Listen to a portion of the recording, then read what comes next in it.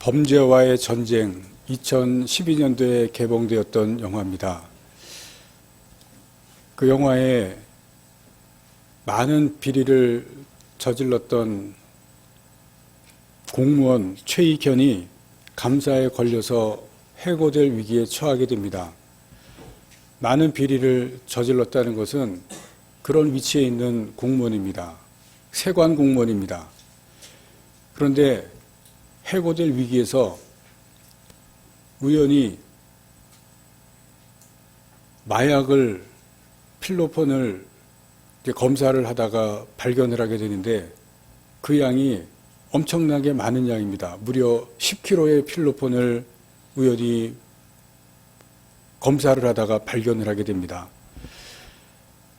인생 역전의 기회라고 여긴 이익현이 동료의 소개로 조직폭력배 최영배를 만납니다.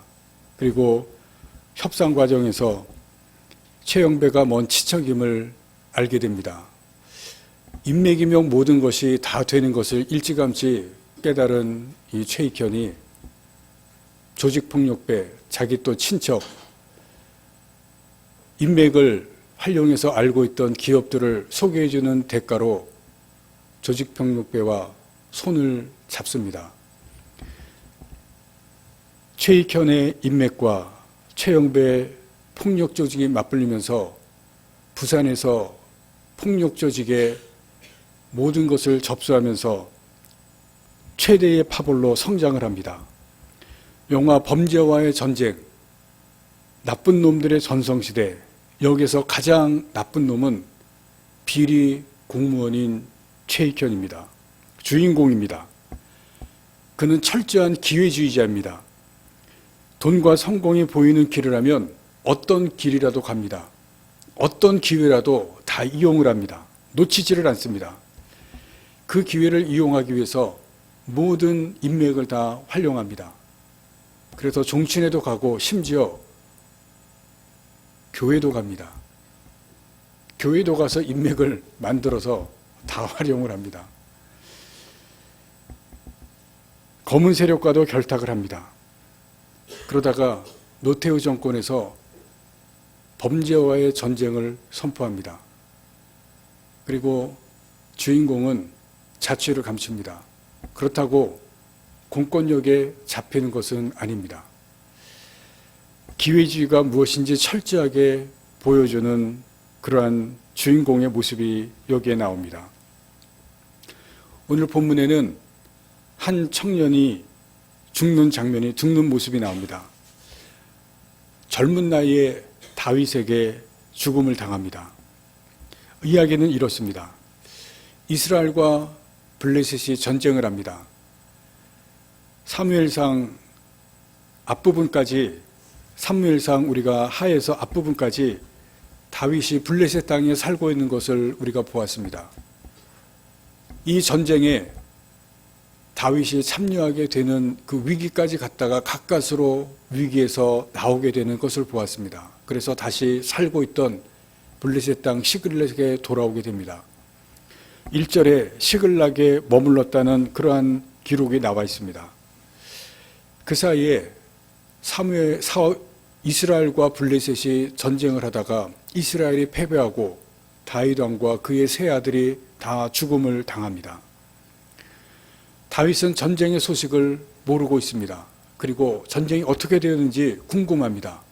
그런데 마침 그때 이 아말렉 전쟁이 와서 소식을 전해줍니다.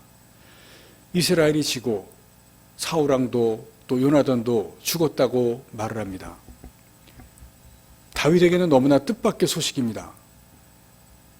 이 전쟁의 결과가 믿겨지지가 않습니다. 내가 어떻게 그것을 아느냐고 다시 확인합니다. 그러자 청년이 그 상황을 소상하게 이야기를 해줍니다. 자기가 전쟁터에서 우연히 사울왕 곁에 있게 되었는데 사울왕이 중상을 입었고 더 이상 살 수가 없어서 자기에게 죽여달라고 했다. 그래서 사울왕 뜻대로 사울왕을 죽였고 그리고 그의 팔고리와 왕관을 증거로 가져왔다고 하면서 보여줍니다. 그것을 보자 사울왕이 이 청년의 말을 믿습니다. 그리고 15절에 보시면 너무나 큰 충격과 슬픔 때문에 하루 종일 울고 금식까지 합니다. 저녁 때 이 청년을 다시 부릅니다. 그리고 이 청년을 칼로 죽이는 것을 볼 수가 있습니다. 이유는 하나님의 기름 부음 받은 자를 내가 죽였다는 것입니다. 여러분, 여기에서 여러분은 이 청년의 죽음에 대해서 어떻게 생각하십니까? 좀 억울하다는 생각이 들지 않습니까? 다윗을 미워했던 사울 왕의 죽음의 소식을 가져왔는데 이렇게 무참하게 죽여도 되는 것인가? 다윗이 좀 너무하다는 생각이 들지 않으십니까? 우리가 이 청년의 행정을 좀 더 살펴보면 다윗이 왜 이 청년을 죽였는지 알게 됩니다. 이제부터 이 청년을 좀 더 자세히 살펴보도록 하겠습니다. 이 청년이 다윗에게 올 때의 모습이 2절에 기록되어 있습니다. 2절 말씀을 봅니다. 사흘째 되는 날에 한 사람이 사울의 진영에서 나왔는데 그의 옷은 찢어졌고 머리에는 흙이 있더라. 전쟁터에서 막 온 모습입니다. 그런데 이 청년의 모습은 자기가 꾸몄을 가능성이 높습니다. 스스로 이렇게 했을 가능성입니다. 이것을 알 수 있는 것이 다윗에게 한 말 중에 이렇게 한 것을 볼 수가 있습니다. 청년에 의하면 자기가 사울 왕을 죽였다고 말했습니다. 그런데 우리가 지난주에 본 것처럼 사무엘상 31장 마지막 장에 보시면 사울 왕은 스스로 자기가 죽습니다. 자결을 한 것입니다. 성경에 있는 말씀과 이 청년의 말은 다릅니다. 둘 중에 성경의 말씀, 이 청년의 말, 둘 중에 하나는 거짓말이라는 이야기입니다. 6절 말씀을 다시 봅니다. 그에게 알리는 청년이 이르되 내가 우연히 길보아산에 올라가 보니 사울이 자기 창에 기대고 병거와 기병은 그를 급히 따르는데 6절 말씀을 자세히 보시면 사울이 창에 기대고 있다고 말합니다. 길보아산에서 창을 기대고 있다. 이 상황은 지금 중상을 입어서 스스로 걸어갈 수 없고 창에 기댈 정도로 지금 중상 때문에 힘든 상황입니다. 그런데 병거와 기병이 그를 급히 따르고 있다. 길보아산은 500m가 되는 높은 산입니다. 높지는 않지만 500m가 되는 산입니다. 그런데 그 산에 병거와 기병이 급히 따른다. 말이 안 되는 얘기입니다. 500m가 되는 산에 병거와 말이 달릴 수 있는, 급히 따르는 것은 이거는 있을 수 없는 일입니다. 말 자체가 모순되는 이야기라는 것입니다. 사울은 중상을 입어서 창에 기댈 정도로 걸어갈 수가 없는데 거기를 기병과 말이 급히 쫓아가고 따라간다는 말 자체가 모순이라는 얘기입니다. 거짓말이라는 얘기입니다. 자기가 말하면서 모순되는 말을 하고 있는 것을 6절에서 보여줍니다. 그리고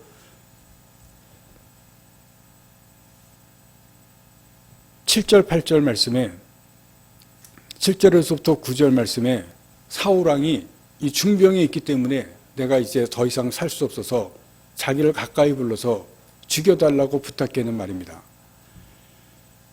사울왕은 왕이기 때문에 자기 옆에는 항상 무기를 든 소년이 있습니다. 무기를 든 소년, 칼을 들고 창을 들고 있기 때문에 아무나 옆에 두지를 않습니다. 이 당시에는 무기를 든 소년은 귀족의 자제이거나 아니면 왕이 아주 신이 많은 사람이 아니면 무기를 든 사람을 옆에 두지를 않습니다. 31장에 보시면 사울왕이 중상을 입었기 때문에 무기를 든 소년에게 자기를 죽이라고 말합니다. 근데 무기를 든 소년이 왕을 죽일 수가 없어서 거절합니다. 그래서 사울이 스스로 자결을 합니다. 자기를 불러서, 이 청년이 자기를 불려서 죽이라고 얘기를 했다는 것입니다. 왕이 쫄개 병사를 불러서 죽이라고 했다는 말 자체가 모순되는 이야기입니다. 왕은 항상 신이 많은 사람이 옆에 있습니다. 무기를 들고 옆에 있는데 지금 이 말은 상식적으로 말이 되지 않는 이야기입니다.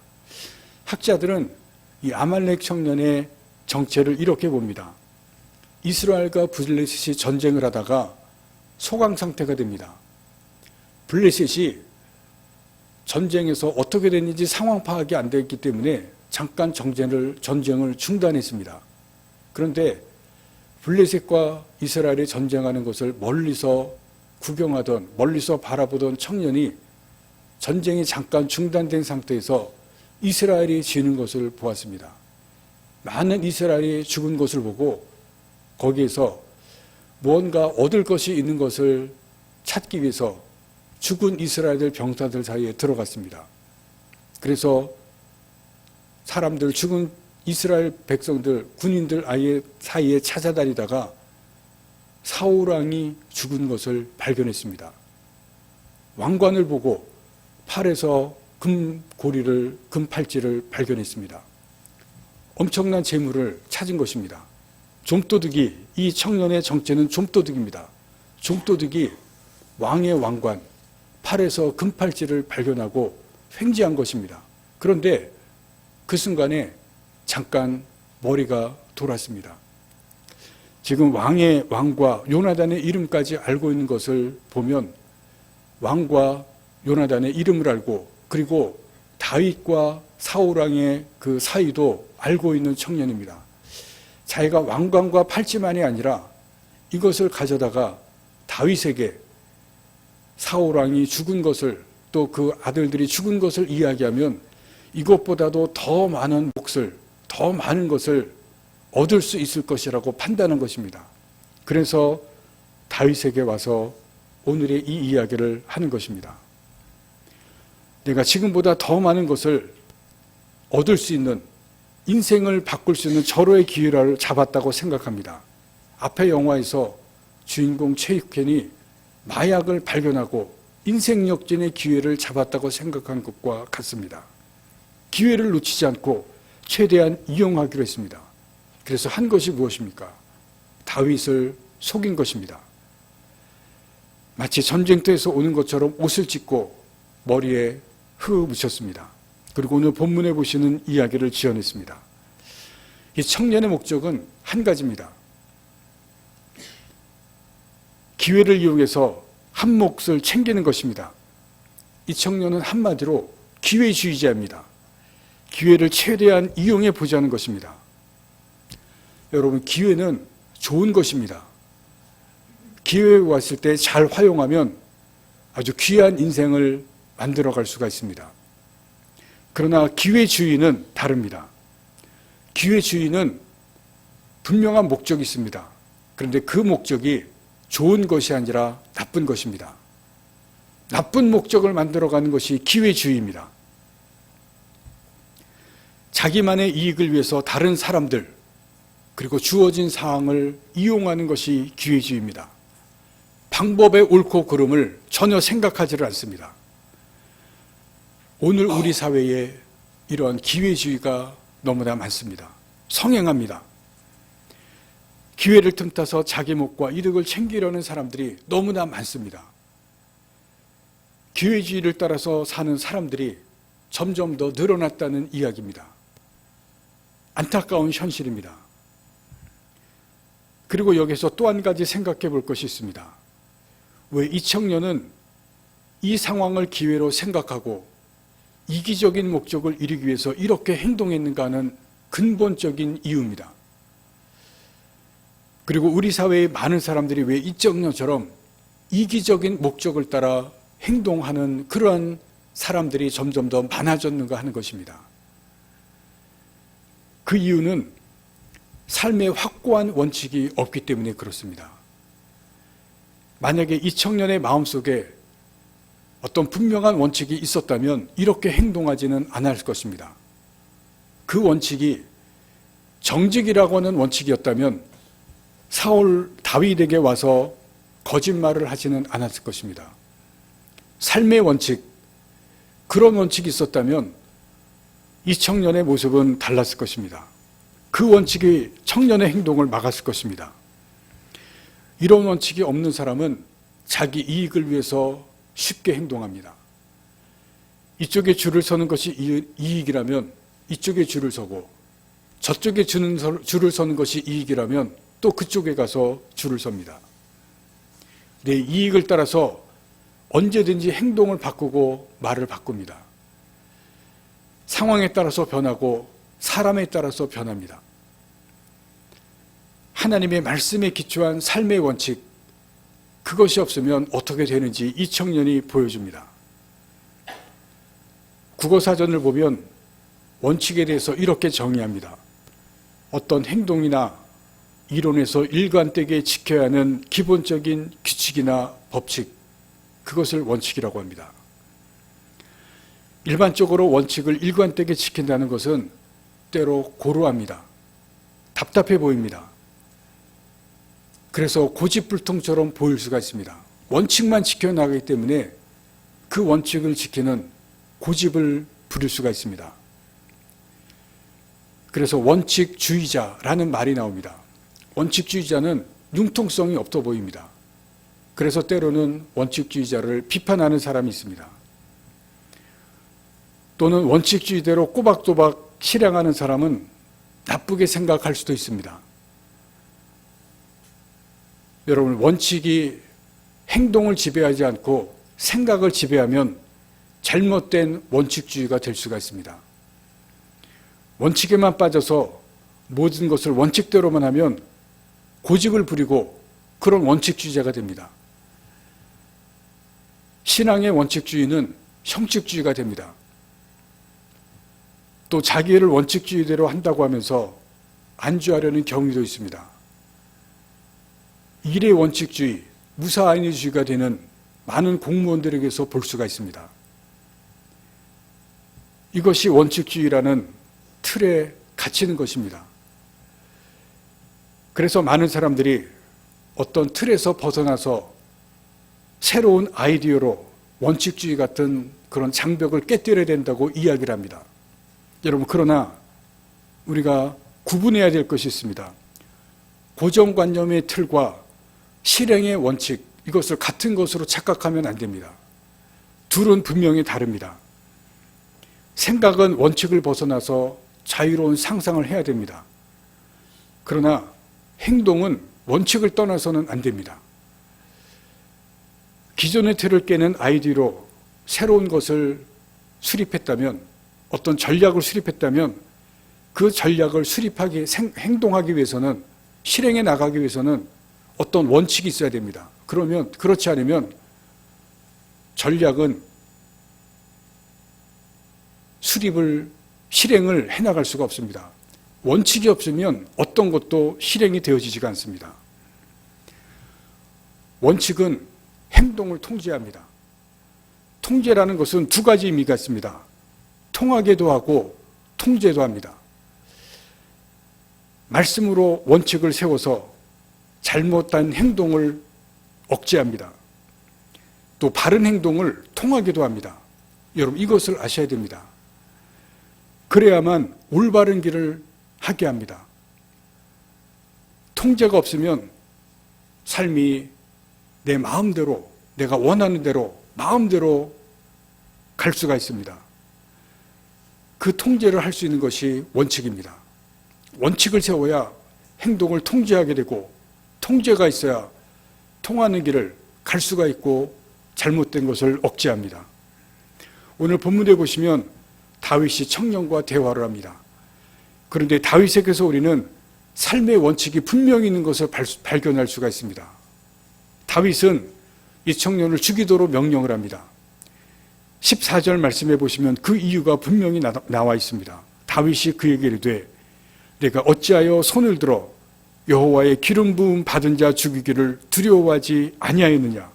다윗에게는 하나님의 기름 부음 받은 자는 사람이 심판하지 못한다는 원칙이 있습니다. 그래서 사무엘상에서 보았듯이 사울을 죽일 수 있는 두 번의 기회가 있었습니다. 그런데 다윗은 그의 몸에 손을 대지를 않았습니다. 이것 때문에 다윗은 엄청난 고생을 한 것을 우리가 계속해서 봅니다. 그럼에도 불구하고 다윗의 마음속에는 원칙이 있습니다.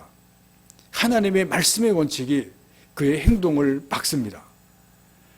다윗이라고 해서 왜 편하고 왜 쉽게 살고 싶은 욕망이 없었겠습니까? 다윗이 사울을 죽이려고 하면 분명한 명분이 있었습니다.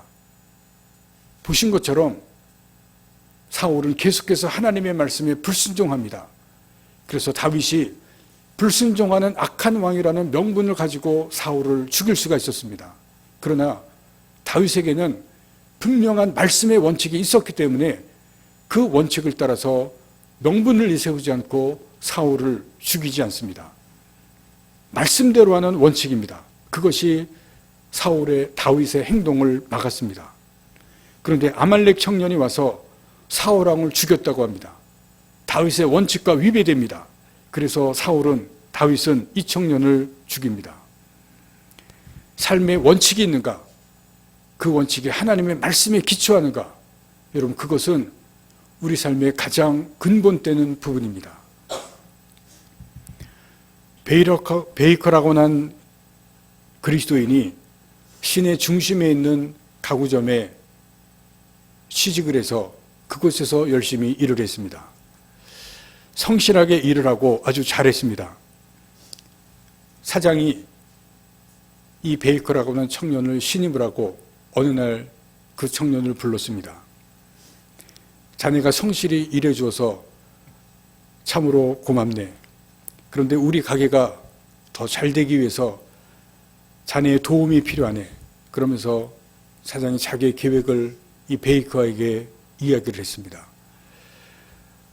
오늘부터 사교장에 나가서 많은 사람들을 사귀고 그리고 친구들을 만들게, 그리고 그 친구들을 우리 상점의 고객으로 만들어 주었으면 좋겠네.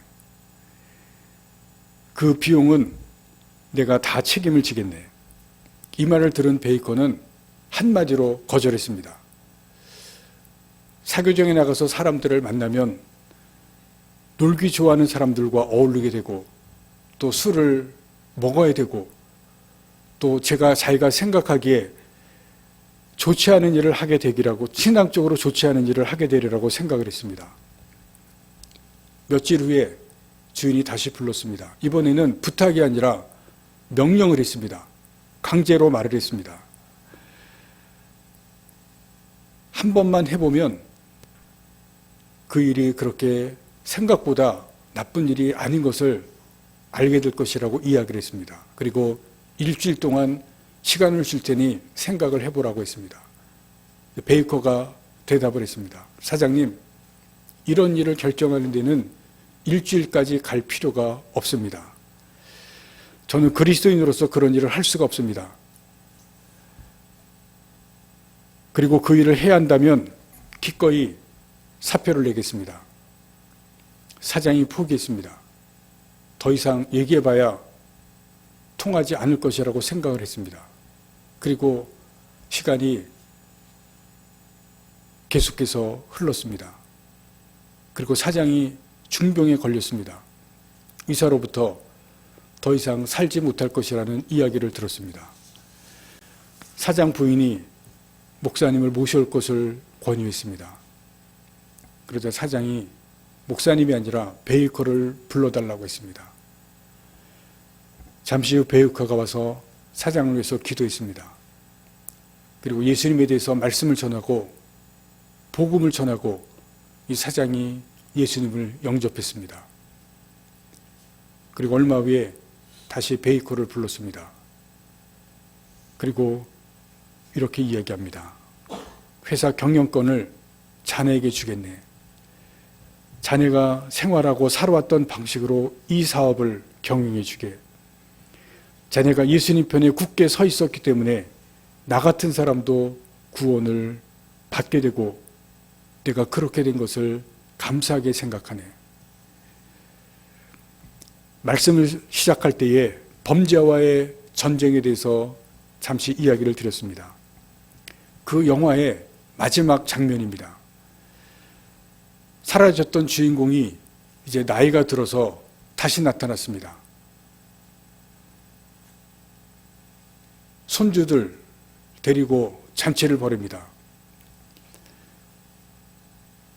자녀 교육에 매진했던 주인공 최익견이 결국 부의 대물림을 대물림에 성공하는 그러한 마지막 장면으로 끝이 납니다. 화려한 잔치였습니다. 온갖 나쁜 짓을 다하고 돈을 모았던 주인공이 죄에 대해서 심판을 받지 않습니다. 자식들까지 잘 살아갑니다. 그래서 부제가 나쁜 놈들의 전성시대입니다. 기회주의자들이 전성시대로 살아가는 것을 영화가 보여줍니다. 이 영화는 우리가 지나왔던 시대들, 그리고 지금 살아가는 사회 그대로 보여줍니다. 나쁜 짓을 해도, 범죄를 저질러도, 기회주의로 살아가도 아무런 심판을 받지 않습니다. 더 잘 살아갑니다. 그런 사람들이 많은 것을 보여줍니다. 그리고 그것을 이 감독은 환멸로서 통렬하게 비판합니다. 많은 사람들이 돈과 성공의 길을 쫓아서 기회주의자로 살아갑니다. 그러나 이런 시대와 이런 사회에서 하나님께서 우리에게 말씀합니다. 하나님의 말씀으로 원칙을 세우고 살아가라. 오늘의 본문을 통해서 우리에게 말씀하시고 있습니다. 융통성이 없는 그냥 형식주의로 살아가는 그러한 형식적인 원칙주의가 아니라 말씀이 원칙이 되고 그 말씀이 행동을 통제할 수 있는 그런 사람이 되라는 것입니다. 원칙은 우리의 행동을 통제합니다. 말씀은 우리의 행동을 통제합니다. 잘못된 것을 억제하고 바른 것을 그대로 행동으로 나타낼 수 있게 합니다. 오늘의 말씀이 다윗을 통해서 우리에게 보여줍니다. 그런 사람이 되고 그런 교회가 되라고 우리에게 가르쳐 주시고 있습니다. 내 이익을 따라, 내 기회를 따라 살 것인가? 하나님은 아니면 말씀의 원칙을 따라 살 것인가? 여러분, 그것은 우리의 선택입니다. 나의 선택입니다. 내가 어떤 것을 선택할 것인가? 우리의 사회에 많은 사람들이 기회주의로 살아가는 그것을 선택하고 살고 있습니다. 우리도 그렇게 살 것인가? 아니면 그렇지 않은 소수의 사람처럼 말씀의 원칙을 따라 살 것인가? 우리에게 선택하라고 말씀하고 있습니다. 다윗처럼 하나님의 말씀의 기초에서 삶의 원칙을 세우고 그 원칙을 따라 사는 여러분들이 되시고 또 이 교회를 그렇게 만들어 가실 수 있기를 간절히 바랍니다. 기도하시겠습니다.